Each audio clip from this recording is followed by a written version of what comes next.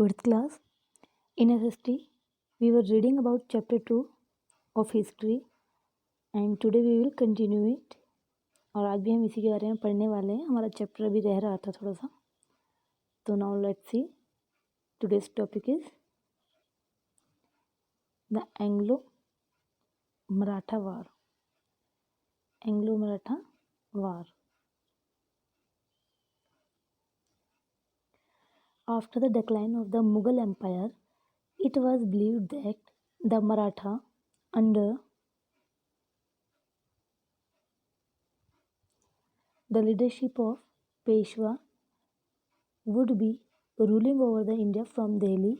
However, this dream of ruling India got shattered after the defeat of the Marathas in the Third Battle of Panipat in 1761. Marathas got divided after his defeat and different chiefs started ruling different parts of the country. They belonged to the dynasties such as Bhonsle, Holkar, Scindia and Gaikwad. They were represented collectively by a Peshwa principal minister. Mahaji, Scindia and Nana Fadins were two most famous Peshwa in the later half of the 18th century. यानी कि ये हमारा Anglo Maratha वार है 1775 से 1818 के बीच का. इसमें जो है जब मुग़ल एम्पायर के डिक्लाइन के बाद मराठास को ये विश्वास था कि पेशवा की लीडरशिप में वे दिल्ली से पूरे भारत पर जो है रूल कर सकेंगे, शासन कर सकेंगे. भारत पर शासन करने का उनका ये सपना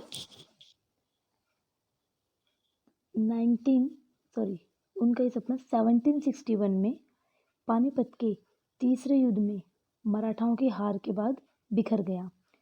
शैटर्ड होता है बिखरना यानी कि टूटना.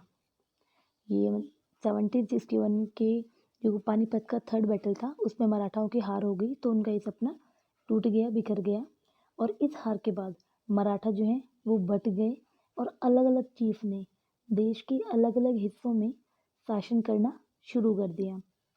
वे कौन कौन थे इसमें जो डायनेस्टीज थी, कुछ डायनेस्टी यानी वंश, वे कौन कौन से थे इसमें कि भोंसले, होलकर, स्किंदिया, गायकवाड़, ये सभी इस वंश को बिलोंग करते थे. इन अलग अलग वंशों के थे वे. और वे सामूहिक रूप से पेशवा के प्रधानमंत्री के रूप में रिप्रेजेंट किए जाते थे. प्रिंसिपल मिनिस्टर यानी कि प्रधानमंत्री के रूप में. और महाजी और नाना फडणवीस ये दो सबसे ज़्यादा फेमस पेशवा के 18th सेंचुरी के सबसे ज़्यादा पेशवाज में ये सबसे ज़्यादा फेमस रहे. यानी कि महाजी और नाना फडणवीस ये दो सबसे ज़्यादा फेमस पेशवाज थे जो कि 18th सेंचुरी के लेटर हाफ में सामने आए. नेक्स्ट देख लेते हैं. Like the rulers of Mysore, the Marathas were very powerful and they able to resist the attack from the East India Company for a long time. It took 3 wars for the British to finally defeat the Marathas. In the final war from 1817 to 1819, the Marathas' power was crushed and the East India Company emerged as the unchallenged rule over the vast territories of India. यानी कि मैसूर के ruler की तरह ही जो मराठास थे वो भी काफ़ी पावरफुल थे और लंबे समय तक ईस्ट इंडिया कंपनी के जो अटैक्स हो रहे थे उनका विरोध करने में ये एबल रहे. इसके ब्रिटिश से 3 वार हुए और अंत में जो है मराठास हार गए. फाइनली डिफीट यानी कि हार गए. और 1817 से 19 के फाइनल वार में मराठा की पावर को क्रश्ड यानी कि कुचल दिया गया. क्रस्ड होता है कुचल दिया गया, यानी कि ईस्ट इंडिया कंपनी ने इनके पावर्स को जो है कुचल दिया। और ईस्ट इंडिया कंपनी ने भारत के वास्ट टेरिटरीज यानी कि एक बहुत बड़े विशाल एरिया पर एक चुनौती शासन के रूप में अनचैलेंज रूलर की तरह सामने आए, यानी कि इसको मराठास को कुचल कर ईस्ट इंडिया कंपनी जो है काफ़ी स्ट्रॉन्ग पावर के साथ जो है सामने आए। Next, the disunity among the Maratha rulers proved to be advantageous for the East India Company, who was eventually able to defeat them. Under Warren Hastings, the reigning Peshwa was dethroned and his territories were annexed through the policy of the subsidiary alliance। यानी कि मराठास के बीच में जो disunity थी, जो उनके बीच में एकता नहीं थी, उसकी वजह से मराठास के बीच में जो डिसयूनिटी थी उसकी वजह से ईस्ट इंडिया कंपनी ने लाभ उठाया,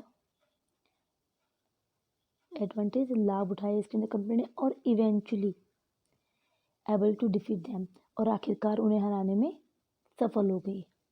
और वॉरेन हेस्टिंग थे, इनके शासन में जो है पेशवाओं को गद्दी से हटा दिया गया और उनकी टेरिटरीज यानी उनके एरिया को सब्सिडरी अलायंस की पॉलिसी के द्वारा हड़प लिया गया। एनेक्स्ड होता है ज़बरदस्ती छीन लेना, हड़प लेना। सब्सिडरी अलायंस होता है सहायक गठबंधन, कि मतलब साझा करके कोई इस तरीके से गठबंधन कर लेना।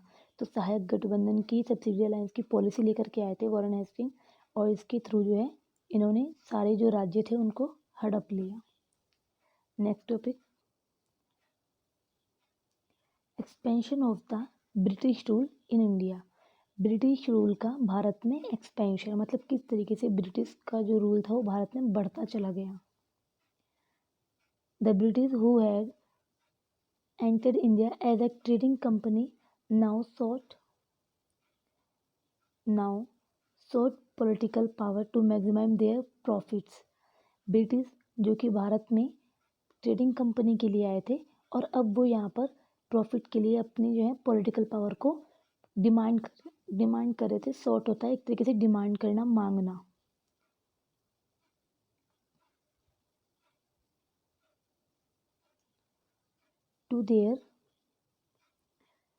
to succeed in the and aware political power, the British ruthlessly followed an ideological and military strategy to consolidate and expand their empire in India. The trade contact slowly gave way to British authority in India। यानी कि British जो कि India में trading company के रूप में आए थे और अपने प्रॉफिट को बढ़ाने के लिए वो पॉलिटिकल पावर की डिमांड कर रहे थे, और पॉलिटिकल पावर में अपने प्रयास में सफलता पाने के लिए ब्रिटिश जो है बेरहमी से विचारधारा, आइडियोलॉजी और मिलिट्री स्ट्रेटजी होती है कि सैन्य रणनीति को उन्होंने मजबूत किया और इंडिया से अपना एम्पायर एक्सपेंड किया, मतलब भारत में अपने एम्पायर को बढ़ा दिया। ट्रेड कॉन्टेक्स्ट की वजह से ब्रिटिश को इंडिया पर अधिकार मिलना और भी आसान हो गया।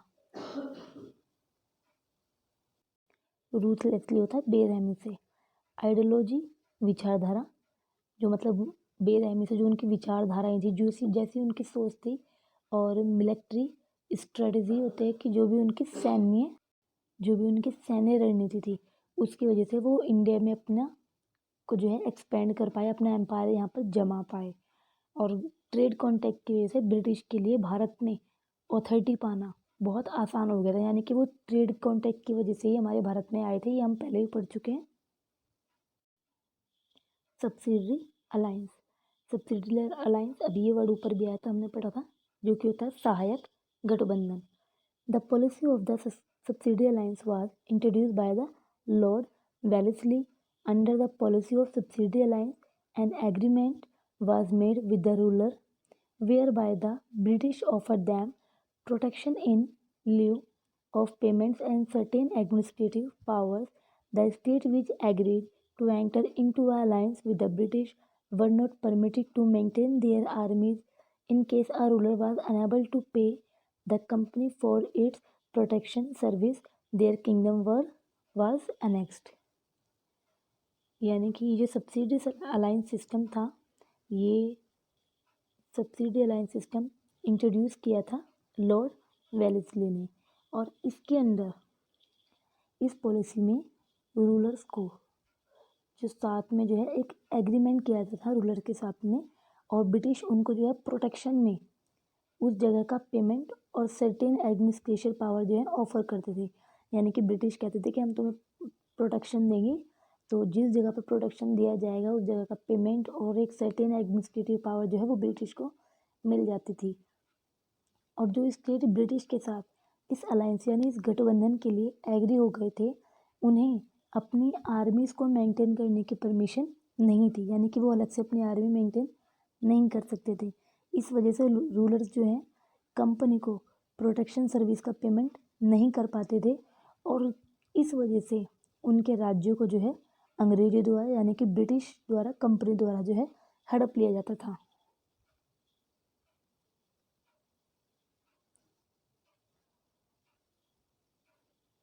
Doctrine of lapse. In 1848, Lord Dalhousie came to India as the Governor General. He initiated the doctrine of lapse, which was an effective tool to expand the territories of British Empire.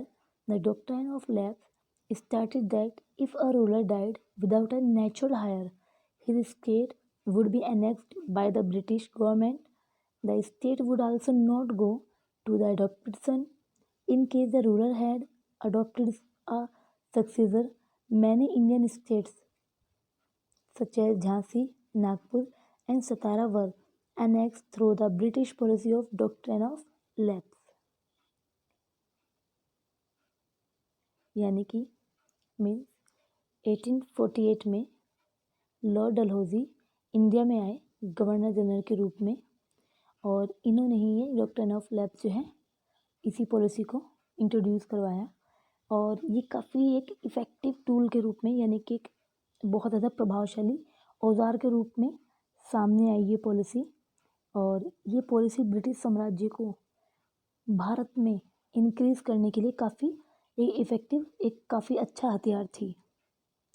और इस policy में यदि कोई भी ruler उत्तराधिकारी के बिना मर जाता था तो अंग्रेज़ों को सरकार द्वारा मतलब अंग्रेजी सरकार द्वारा उसका राज्य जो है हड़प लिया जाता था। यानी कि अगर कोई जो राजा मर जाता था और उसका कोई उत्तराधिकारी नहीं होता था तो वो राज्य जो है अंग्रेजी सरकार के अंडर में चला जाता था। इसलिए रूलर को एक सक्सेसर अडॉप्ट करना पड़ता था। और इंडिया में बहुत सारे ऐसे स्टेट थे जो कि ब्रिटिश की डॉक्ट्रिन ऑफ लैप्स पॉलिसी की वजह से अंग्रेजों द्वारा हड़प लिए गए, जैसे कि झांसी, नागपुर, सतारा। अनेक्स्ट होता है हड़प लेना, ज़बरदस्ती छीन लेना। तो ये कुछ ऐसे स्टेट थे जो कि इस पॉलिसी के द्वारा हड़प लिए गए।